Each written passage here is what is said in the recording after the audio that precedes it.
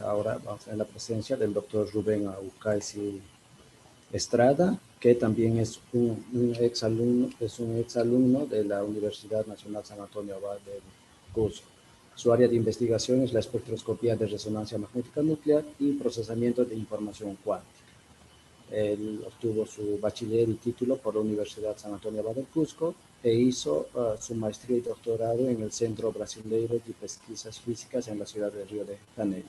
Y actualmente realiza sus trabajos de investigación en el Departamento de Física de la Universidad Estadual de Ponta Grossa. El título de su charla es Simulación de sistemas cuánticos usando spin nucleares. Adelante, Rubén.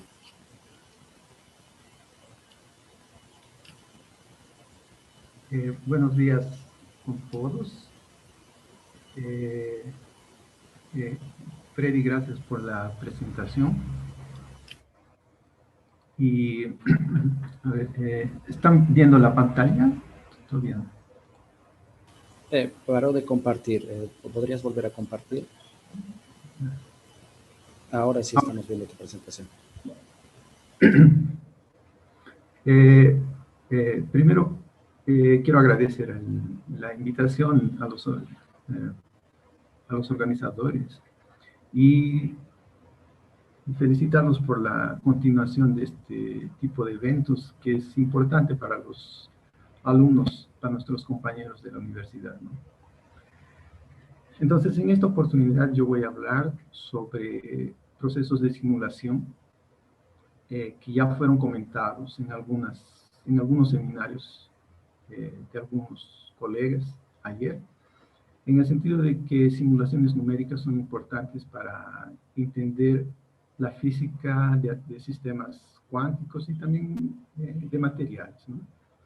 Entonces, en este seminario yo voy a presentar y voy a comentar algunos trabajos que realicé durante el doctorado y postdoctorado. Y mi seminario está titulado como Simulación de sistemas cuánticos usando spins nucleares. Entonces, este seminario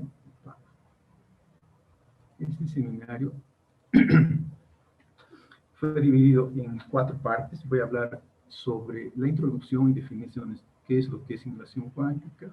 Voy a discutir cómo yo consigo un análogo de condensado de Bose-Einstein utilizando spins nucleares. Voy a introducir el concepto de estado coherente y una aplicación un poco matemática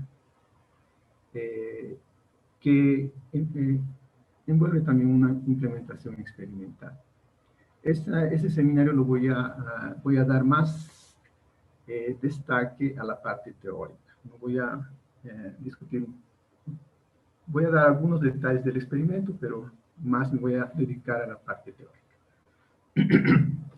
Entonces, el concepto de simulación cuántica es un área de la información cuántica que está basado en emular fenómenos de un sistema cuántico utilizando otro sistema cuántico. Entonces, para esto, el concepto de simulación numérica, por ejemplo, ya fue discutido, introducido por algunos colegas ayer. Y para entender de una forma cotidiana, vamos a ver, ese concepto ya se conoce a mucho tiempo. Entonces, para dar un ejemplo, por ejemplo, si queremos entrenar algunas habilidades de jinetes, por ejemplo, son utilizados objetos que no son reales, ¿no? En el caso de esas figuras, los jinetes de un ejército, de un batallón, son entrenados utilizando objetos que no son reales, en este caso caballos de madera, para entrenar algunas habilidades, cosa que no se podrían hacer directamente sobre un objeto real, que en este caso sería un caballo. Entonces, primero son entrenadas esas habilidades para después utilizarlos y aplicar esas habilidades con objetos reales, como el caso de caballos, ¿no? Y así evitar, por ejemplo, accidentes o que los jinetes sufran alguna fractura, caídas y esas cosas. Entonces, utilizar objetos que no son reales para entender y practicar habilidades a eso que conocemos como simulaciones. Ya un poco más en el contexto de simulaciones numéricas, en una revista de Computer Gaming World de 1993 fue discutido y fue divulgado un juego que utiliza algunos conceptos e ideas de la cultura incaica para desenvolver un juego computacional de invasión de guerras intergalácticas y ese tipo de imaginación, ¿no? Entonces, ese es un ejemplo de que cosas tal vez ficticias pueden ser imaginadas como, en este caso, simulaciones computacionales. Ya un poco más en nuestra realidad, ¿no? En esta figura yo muestro cómo que el aire se mueve debido a la rotación de las hélices de este dron, y utilizando simulaciones numéricas es posible ver cómo el flujo de aire se comporta próximo a ese dron, ¿no? Utilizando teorías de fluidos, ecuaciones de Navier-Stokes, etc. Entonces, esas son simulaciones numéricas. Ya un tópico más actual es, por ejemplo, entender cómo que las gotas que en un fenómeno de estornudo, ¿no?, son generadas y esos aerosoles fluctúan en el aire, y cómo probablemente esos aerosoles pueden interactuar con un individuo vecino, y también cómo esa persona puede protegerse de esos aerosoles. Es una aplicación actual que muchos de nosotros conocemos ahora por cuenta del COVID ahora, ¿no? Entonces, una otra simulación también es cómo un individuo comienza a distribuir o contaminar un ambiente cotidiano como es una cocina, ¿no? Entonces, ese tipo de simulaciones son importantes para entender cómo ciertos conjuntos de partículas pueden sufrir algunas dinámicas, o cómo mudar esas dinámicas. En el contexto de información cuántica, ya tenemos algunos simuladores cuánticos, ¿no? En la columna a la izquierda, yo cito algunos trabajos que son utilizados, por ejemplo, para utilizando iones en trampas, ¿no?, partículas con cargas en unas trampas de pozos de potenciales, por ejemplo, perdón, en redes ópticas, utilizando gases cuánticos, y también utilizando sistemas sólidos. En la columna a la derecha, yo cito algunos trabajos en principal. Por ejemplo, ese primero de 1999 tal vez fue uno de los primeros trabajos de simulación cuántica utilizando computadores cuánticos de moléculas, ¿no?, utilizando resonancia magnética nuclear, y enseguida otras aplicaciones exactamente utilizando resonancia, que es el área donde yo hago mis investigaciones. El concepto de computador cuántico puede ser entendido de una forma un poco más formal y teórica en este Review of Modern Physics de 2014, en el cual da bastantes detalles. Quien quisiera comenzar una lectura tranquila sobre ese tópico, es bueno utilizar esa referencia. Entonces, yendo un poco más a los fundamentos, el concepto de simulación cuántica fue por la primera vez divulgado y comentado científicamente por Richard Feynman en un evento en 1981, y en el cual él discute la dificultad de hacer simulaciones numéricas utilizando los computadores tradicionales, ¿no? Y en esa discusión, a partir de esa discusión, fue publicado ese paper de la International Journal of Theoretical Physics de 1982, en el que una de las frases que dan más destaque a esa aplicación es que él propone la posibilidad de construir computadores cuánticos utilizando las leyes de la mecánica cuántica. Entonces, a partir de ese seminario, es que se comienzan a hacer aplicaciones y pensar aplicaciones utilizando propiedades de la mecánica cuántica. Entonces, de forma general, ¿qué es un computador cuántico? Sabemos que un sistema cuántico puede ser representado como un conjunto de partículas, como esta figura aquí, de color naranja, en el cual el estado inicial puede ser representado por esa función de onda phi sea, ¿no? Y si conocemos su hamiltoniano y a través de durante un tiempo t dejamos evoluir, el sistema va a adquirir un otro estado, una evolución dinámica de un otro estado cuántico denotado por phi de t. Eso en la mayoría de los sistemas, pero existen sistemas en los cuales no es posible o es muy difícil identificar el hamiltoniano, identificar cuáles serían las evoluciones o interacciones. Entonces, cogemos un otro sistema cuántico, no necesariamente el mismo, sino algún parecido, y identificamos cómo transferir algunas propiedades de ese sistema que nosotros queremos para ese otro sistema, de modo que el estado cuántico inicial sería el estado psi sea.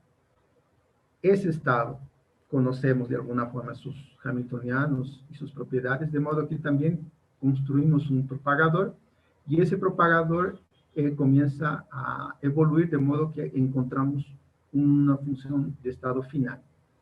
Así como inicialmente identificamos una transformación entre esos dos sistemas, utilizamos una transformación inversa de modo a encontrar a identificar cómo sería ese estado final utilizando ese otro sistema cuántico que vamos a denominar como simulador cuántico. Entonces, ese es el esquema general de lo que es un computador cuántico, ¿ya? En la literatura conocemos tres clasificaciones de esos computadores cuánticos, pero en este seminario voy a dar énfasis solamente a dos, a los computadores cuánticos digitales y a los computadores cuánticos analógicos. En el caso de un computador cuántico digital, el computador cuántico digital es compuesto de puertas lógicas. A través de puertas lógicas es posible representar algunas dinámicas, de modo que, por ejemplo, esas primeras cajitas aquí representan puertas Hadamard, esas aquí con un puntito y una caja en cada qubit, en cada partícula, son puertas controladas. Esa caja mayor, por ejemplo, es una transformada de Fourier cuántica, y estas otras cajitas representan medidas en cada partícula o de forma general en todas las partículas de nuestro sistema. Cada cajita puede ser descompuesta en otras cajas también. Por ejemplo, la transformada de Fourier cuántica puede ser reescrita como otras cajitas, que son puertas lógicas, y que cada una también tiene su tarea particular. A eso es lo que conocemos como simulador cuántico digital. En el caso de un simulador cuántico analógico, que es el caso donde yo voy a discutir las aplicaciones, tenemos el hamiltoniano del sistema que queremos estudiar, y tenemos el hamiltoniano de un sistema que no necesariamente es el mismo. En este caso, vamos a estudiar el análogo del condensado de Bose-Einstein. Entonces, para discutir eso, primero identificamos el hamiltoniano de un sistema de n partículas. N partículas puede ser millones, 100 millones de partículas, por ejemplo, y de modo que tenemos la energía cinética, energía potencial de partículas independientes, y este término segundo aquí, que es representa la energía de interacción o de colisión entre partículas 2 a 2. Discutir esa descripción aquí es un poco complicada cuando n es muy grande. Entonces, ¿qué es lo que se hace? Utilizamos la descripción de segunda cuantización y utilizando las propiedades de conmutadores podemos reescribir ese hamiltoniano. Ya. Entonces,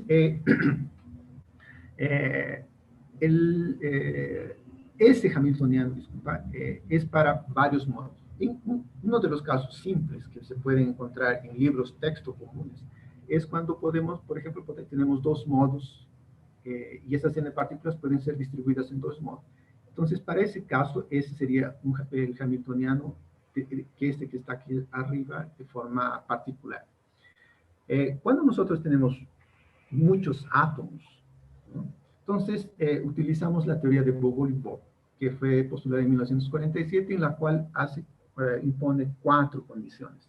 La primera es que los operadores que representan las partículas en el estado fundamental pueden conmutar. Una cosa extraña, pero que es posible utilizar esa condición. Tal vez la más extraña de todas las condiciones es esa primera, pero que da resultados satisfactorios. La segunda sería, para aquellas partículas que no están en el estado fundamental, están en estados excitados, es necesario hacer una transformación. Todas esas transformaciones permiten diagonalizar el hamiltoniano, de modo que cuando imponemos la propiedad de depresión, eso significa que, por ejemplo, de aquellas 100 millones de partículas, 999 mil millones, ¿ya? Están en el estado fundamental y el resto, que son poquísimas ya, comparados con todo, están en el estado excitado. Entonces, es así que es posible identificar las energías del espectro de Bogoliubov. Una otra descripción es la teoría de Gross-Pitaevsky. Esa teoría ayuda bastante a estudiar propiedades de fluidos, de vorticidades. Entonces, solamente que para nuestras aplicaciones nosotros vamos a utilizar la teoría de Bogoliubov. Entonces, en mecánica estadística nosotros sabemos de que la energía cinética es comparable con la temperatura de las partículas. Entonces, cuanto mayor es la energía cinética, más caliente o más temperatura tiene esa partícula.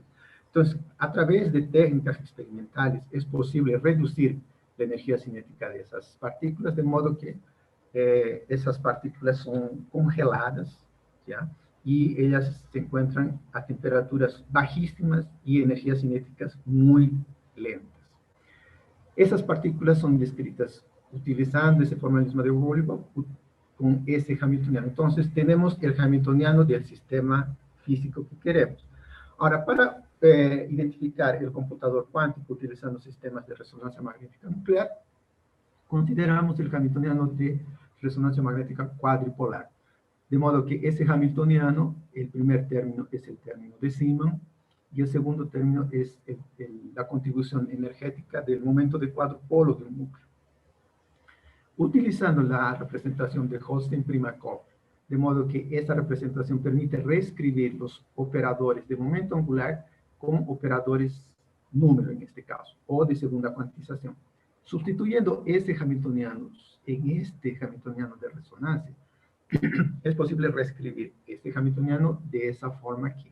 Entonces, para que esos dos hamiltonianos, ese de átomos y ese de resonancia, sean compatibles uno con el otro, debemos comparar algunos parámetros. De primera mano, este coeficiente aquí, que representa el acoplamiento, la frecuencia de acoplamiento cuadrupolar, con el parámetro de colisión entre pares de átomos y el volumen que ocupa esa nube de átomos. Otro coeficiente sería este segundo término, segundo coeficiente con ese coeficiente negativo del operador número. Y finalmente ese tercer término aquí, que representa toda esa ecuación aquí abajo, con ese término tercero del hamiltoniano de átomos. Comparando esos dos términos, vemos las condiciones que deben de satisfacer. Y si resolvemos esta segunda ecuación, esas condiciones, podemos simplificar esas consideraciones, de modo que tenemos unas ecuaciones más simples. Yendo a la parte experimental viendo si es posible o no encontrar esas aplicaciones, podemos considerar núcleos de sodio y núcleos de cesio. Núcleos de sodio son spins 3 medio y núcleos de cesio tienen spin 7 medios. Si sustituimos esos valores en estas ecuaciones, vamos a encontrar las condiciones en las cuales las frecuencias deben de ser sintonizadas para realizar esos experimentos. Esas moléculas tienen esa forma. Esta primera aquí, que serían esa bola, esa elipse, vamos a llamar así, media rosada, representaría los núcleos de cesio. Y esa verde aquí representaría núcleos de sodio. Entonces, mi experimento yo voy a hacer detectando la señal de esos núcleos aquí, pero en experimentos separados. Primero hago los experimentos para esa molécula, coloco mi muestra en el espectrómetro solamente con esa molécula, hago mis experimentos, analizo, retiro la muestra y cambio, y ahora hago con esa molécula de sodio. Esa molécula se llama pentafluorooctanoato de cesio, y esta es sulfato de sodio. Estas muestras son cristales líquidos, pero ellas las encontramos generalmente, por ejemplo, en los champús. Si ustedes ven las etiquetas de los champús, muchos de ellos van a tener el sulfato de sodio, que es más barato. Ese de aquí con cesio es un poquito más caro y hace que el producto sea más caro. Entonces, este tipo de moléculas hacen que aquella sensación de espuma en los champús y en los jabones también. Entonces, ¿qué es lo que necesitamos? Para realizar nuestro experimento debemos de dar energía a las partículas, al sistema, dejamos evoluir en esas condiciones que vemos y detectamos. Cuando hacemos esos experimentos, nuestros espectros tienen esa cara para el núcleo de sodio. Y como tenemos 3 líneas, vamos a acompañar la dinámica de las amplitudes de esas líneas. De modo que, por ejemplo, para esa línea primera del lado izquierdo, vemos que la intensidad no muda. Para la segunda línea central, en este caso, los símbolos del experimento son esos símbolos rojos, del cual podemos percibir de que tiene una oscilación. Y para la segunda línea, ya que son los símbolos verdes, tienen 2 oscilaciones. Vemos que el experimento se comporta prácticamente similar como la línea blanca continua que representa el sistema teórico que queremos simular, ¿no? Análogamente, hacemos la misma cosa para los núcleos de cesio, de modo que como el cesio tiene spin 7 medios, existen más transiciones y son 7 líneas en este caso, y cada línea puede ser monitorada, ¿no?, durante el experimento, de modo que los símbolos nuevamente son resultados experimentales y la línea blanca es el modelo teórico del sistema que queremos simular. Esos resultados fueron publicados en esa revista del Journal of Chemical Physics de 2009, que fue uno de los resultados de mi trabajo de tesis de doctorado. Uno de los puntos importantes que los referís señalaron, indicaron, es cómo el estado cuántico debe de ser identificado. Entonces, para eso, el concepto de estado coherente es necesario para esos sistemas de muchas partículas. Entonces, un estado coherente es definido en un espacio de fases en el cual vamos a graficar de forma pictórica en ese plano con coordenadas R y P de posiciones y momentos. Entonces, la energía de las partículas puede ser representada a partir de un parámetro de excitación, de modo que ese estado cuántico depende de los estados de la base de Fock. Superposiciones desde el estado fundamental hasta el estado excitado. Y es posible controlar ese parámetro de excitación para cualquier punto de ese plano de fases o de ese espacio de fases. Solo que esa descripción no es muy apropiada para sistemas de átomos. Para sistemas de átomos es necesario identificar un otro espacio de fases, en el caso, un espacio de fases esférico. De modo que en este caso la notación aquí X, Y, menos X y Z se refiere a valores medios de los operadores de momento angular X, Y y Z.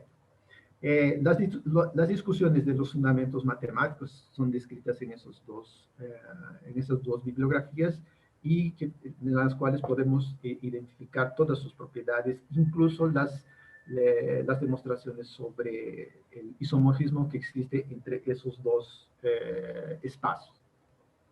Entonces, para que podamos girar o rotar un vector, el vector n en este caso, necesitamos un eje de giro. Entonces, ese eje de giro es definido por el vector m y a partir de él podemos cambiar ese vector. Entonces, ese vector siempre va a estar posicionado en el plano XY y el estado coherente para átomos es definido a través de esos parámetros phi y teta, excitando el estado fundamental para átomos. De esta forma, como es una exponencial, esa transformación genera una superposición para los elementos de la base de Dicke y es así que definimos el concepto de estado coherente.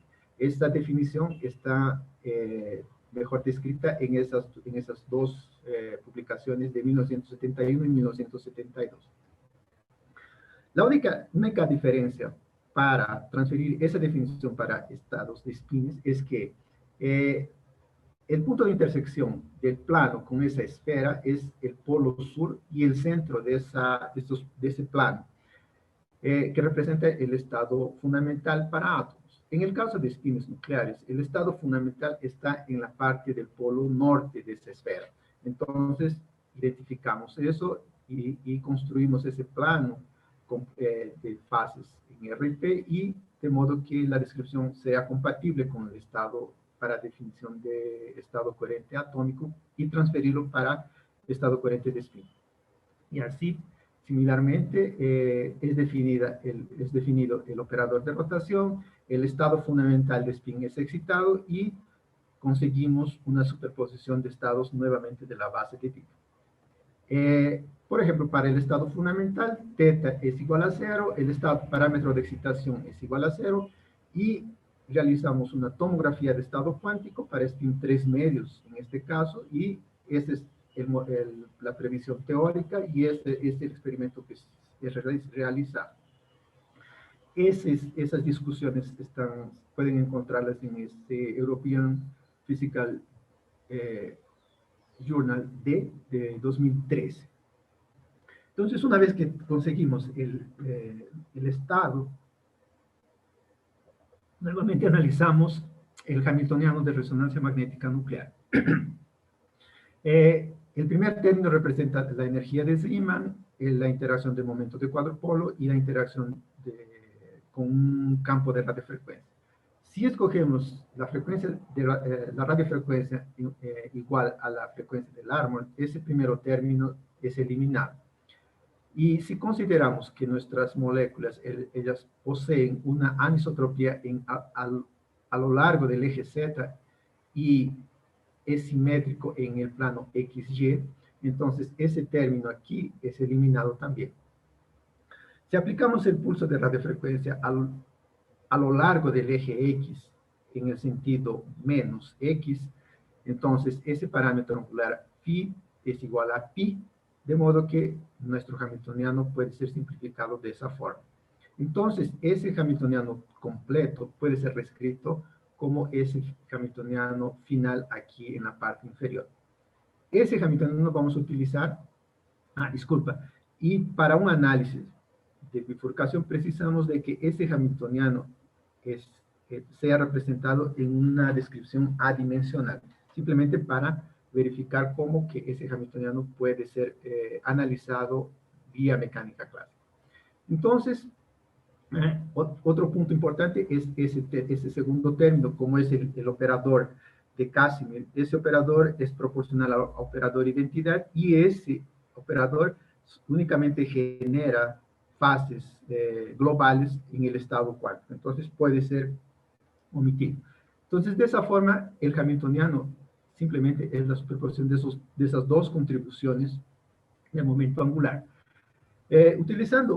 Invocando la aproximación semiclásica, vemos que ese espacio de fases esférico puede ser descrito utilizando valores medios de los operadores de momento angular. Valor medio de X, valor medio de Y y valor medio de Z.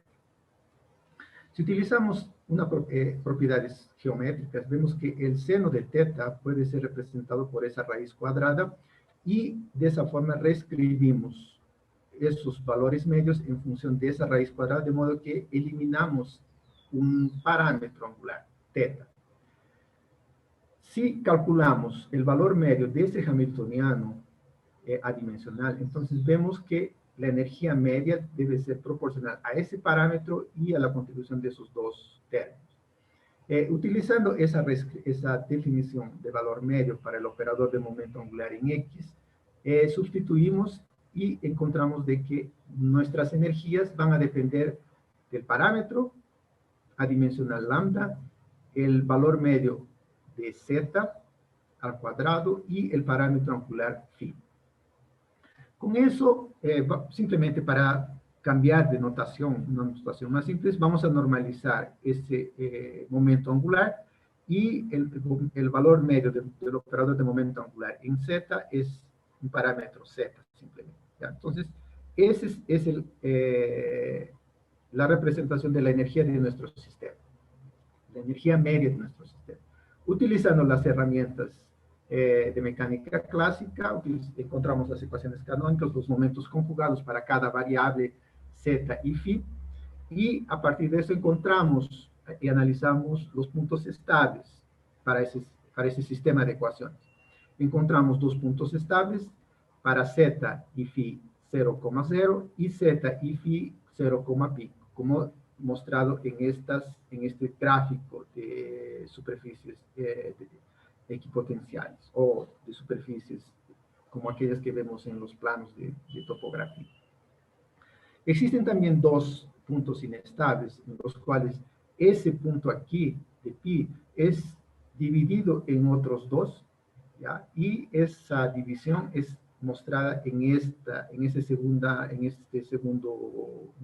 esfera. Gráficamente podemos encontrar de que esos valores ellos pueden ser caracterizados utilizando el parámetro lambda. Para diferentes valores de lambda encontramos que esos puntos se sobreponen en esa región entre 0 y 1 para ese parámetro lambda.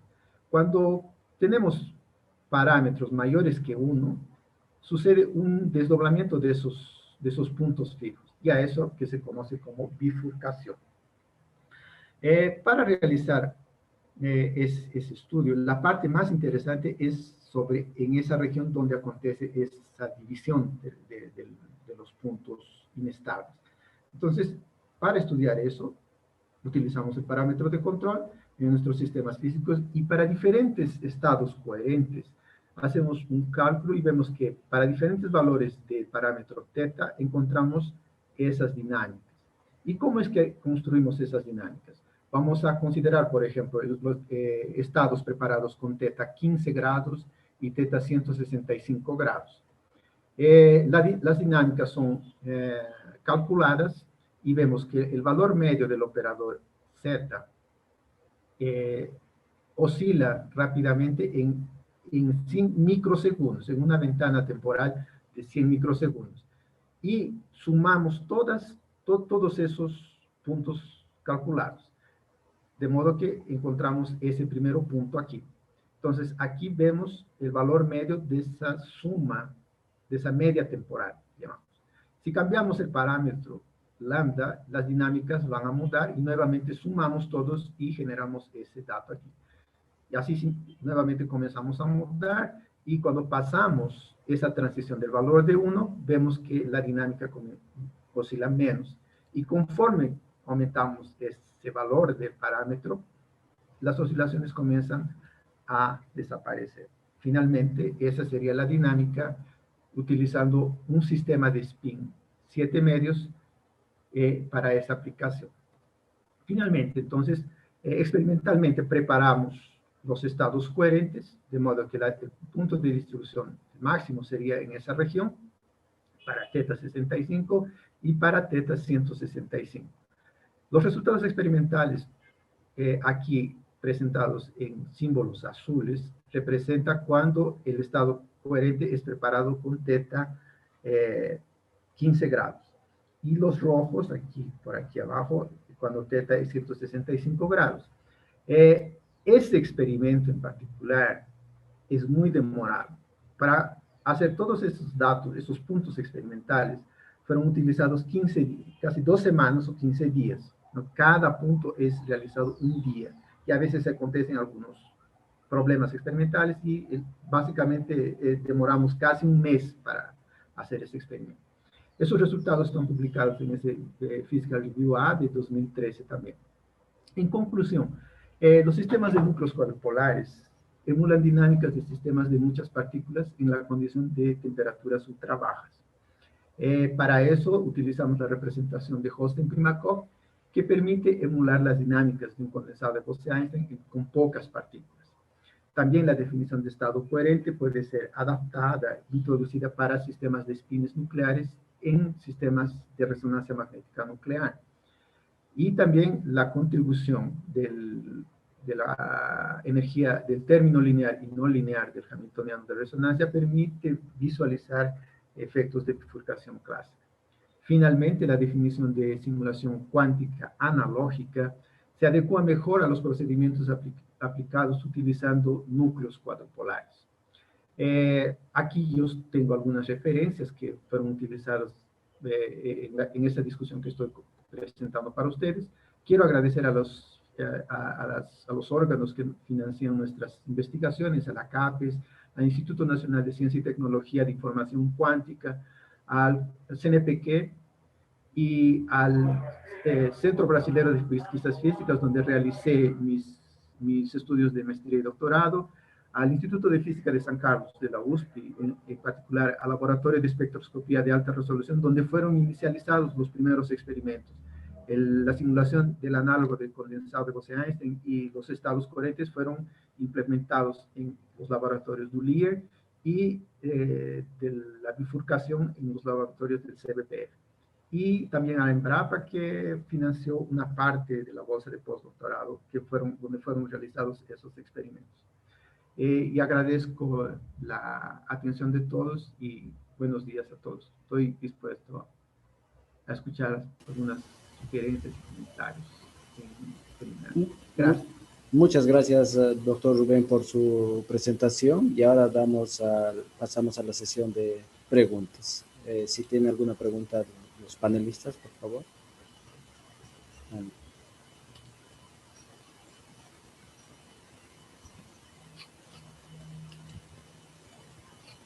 Ya que yo voy a intentar hacer algunas preguntas. Gracias, profesor. Rubén. Gracias. Interesante tu trabajo teórico, ¿no? Es estrictamente teórico, ¿no? ¿O trabajo?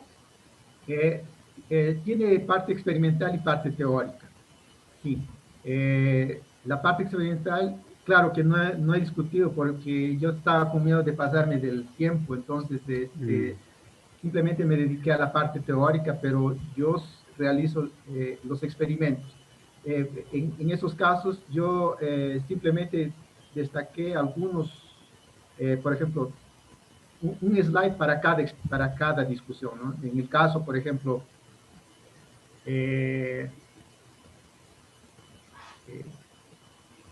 esa última figura es del experimento, por ejemplo. Son datos experimentales.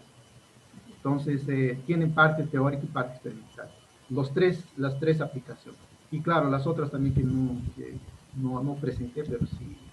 Está bueno. Entonces, en función de eso, voy a hacer algunas preguntas.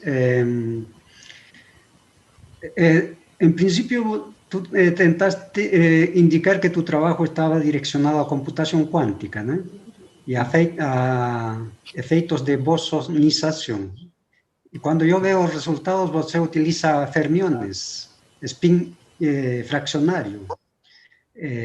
Por otro lado, cuando se trabaja con computación cuántica, los costos son muy elevados, ¿no? Yo no sé qué temperaturas ustedes trabajarían con momento cuadripolar.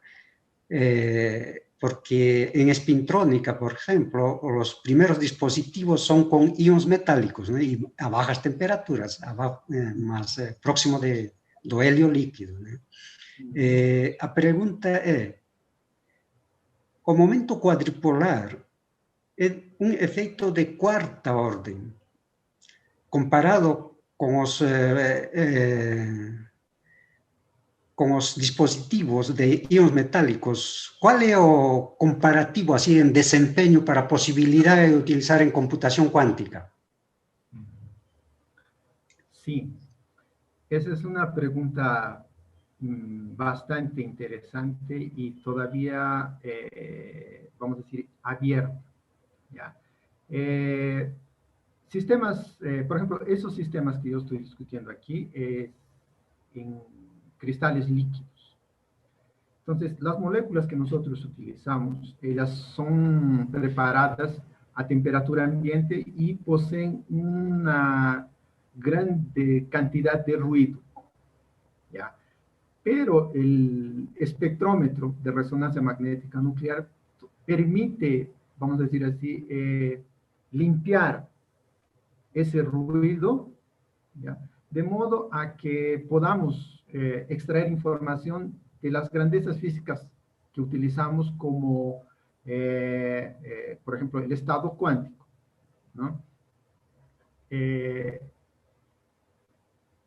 La relación de señal-ruido que tenemos en nuestros experimentos pueden ser identificadas en esos dos aspectos, por ejemplo, ¿no? El ruido térmico está aquí, en esa línea de base que estamos viendo. Entonces, mismo a temperaturas que son de 25 grados, por ejemplo, que ya realizamos los experimentos, el espectrómetro consigue limpiar ese ruido y extraer el máximo de señal de nuestros núcleos cuadripolares que nosotros necesitamos. Y como usted comentó, la relación entre la contribución de la energía de Zeeman y la contribución del momento de cuadrupolo son órdenes de grandeza, por ejemplo, de kilohertz a megahertz. La energía de Zeeman de los núcleos, por ejemplo, de sodio, son de 107 megahertz. Y esa distancia que estamos viendo aquí entre pares de líneas es más o menos de 16 kilohertz. Entonces son casi 3 o 4 órdenes de grandeza diferentes, ¿no? Y exactamente... Mas Rubén, Rubén, a distancia que tú me estás hablando, eso da para modular con o campo magnético, ¿no? O imán que tú vas a utilizar. Entonces tú puedes controlar eso. Exacto, eso es lo que iba a decir ahora. Utilizando ¿cómo se llama? Onda girante, ¿no? Podemos exactamente controlar esa comparación de estas energías, por eso que cuando utilizo mi hamiltoniano, aquí, ese término de Zeeman, controlando esa diferencia, esa frecuencia angular, la coloco próxima de esa frecuencia del Larmor, de modo que yo puedo comparar y equiparar esa interacción. Y por eso que es posible hacer ese tipo de experimentos. Entonces, yo elimino, por ejemplo, esa discrepancia entre esos dos términos y los controlo de la forma que yo desee hacerlo, ¿no? Muchas gracias, profesor Rubén, por su presentación. Y vamos a pasar a nuestro siguiente ponente. Gracias a ustedes. Chao, chao.